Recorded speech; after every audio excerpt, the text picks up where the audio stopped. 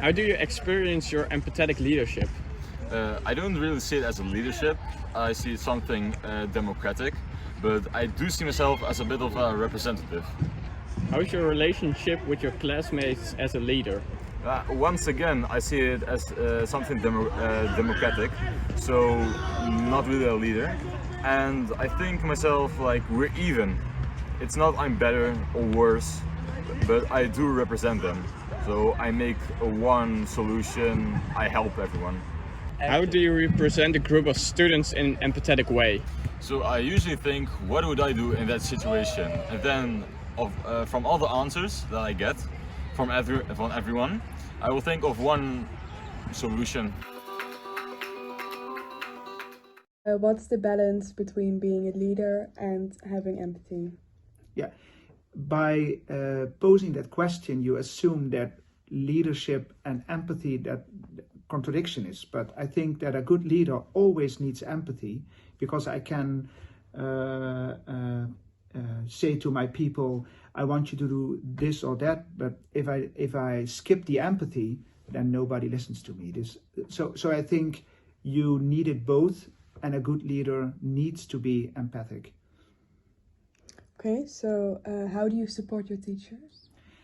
Yeah, I'm glad I don't do that alone. I have team leaders to do that. So I support my team leaders and my staff to do that.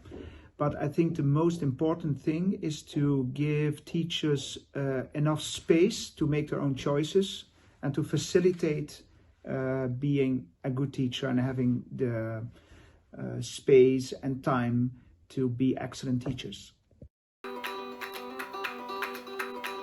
Is the level of empathy the same around students and teachers?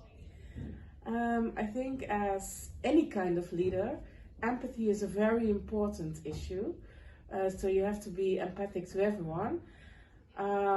Still, at the same time, of course, students are much younger.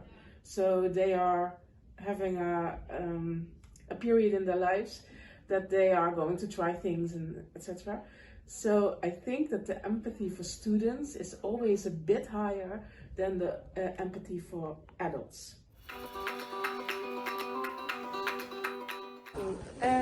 How do teachers keep on good terms with students and still come up with high learning results? Wow, that's an impressive question. What we try to do to keep on good terms with you is to get to know you. It's what we call leerling in beeld. So really get an idea of who you are, what your home situation is, etc. And then, well, making teaching resources is the different side of the subject. We try to make sure that we keep you guys in mind while we're designing something, so that in the end it fits. Okay. Thank you. And the second question: how do you deal with a student with a bad grade? Like when they have a bad grade?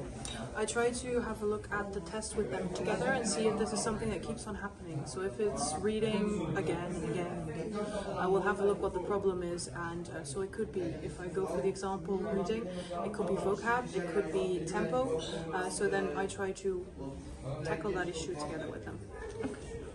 And the last question: what is an appropriate response to a student who forgot their homework?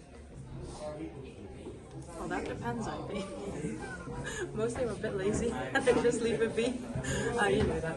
I believe that, especially since you're in the upper school now, it's your own responsibility to some extent. Sometimes it's disturbing for my lesson planning though, if you haven't finished, because then I cannot do what I should be doing.